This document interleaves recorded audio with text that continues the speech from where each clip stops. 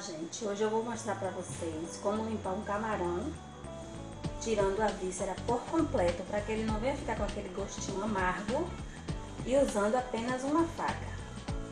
Vamos lá, eu vou pegar o camarão, começar aqui, ó. Tem gente que começa daqui, só que eu começo pela barriga do camarão.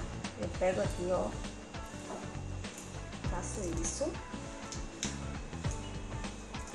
Tirei a casca do camarão de apenas 2 vezes. Aí ele tem essa víscera daqui e tem essa daqui. Aí eu vou pegar a faca. Tem gente que abre ele todinho aqui para poder tirar.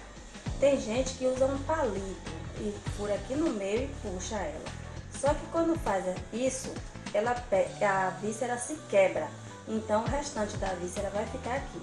E é justamente este fatinho que fica aqui embaixo que dá o gosto ruim do camarão.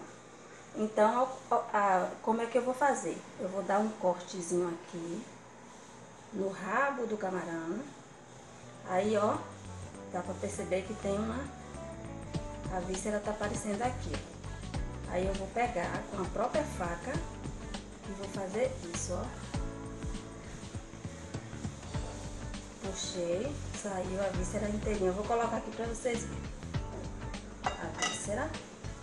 Aí a coisinha preta que fica aqui embaixo, eu apenas faço isso e tiro o restante. Então o camarão ele vai ficar todo inteiro, não vai precisar abrir e não vai ficar amargo. Essa daqui de baixo, ela não altera o sabor do camarão. Mas se você quiser tirar, é só passar a faca assim, ó, e ir tirando.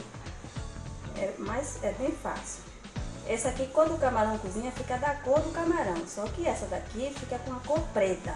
É por isso que eu faço questão de tirar, porque além de dar um gosto ruim no camarão, ainda fica com um aspecto feio. Então eu faço isso, ó. Esses daqui já estão todos limpos, que eu limpei. E aí isso aqui eu continuo fazendo a mesma coisa. Tiro a casca.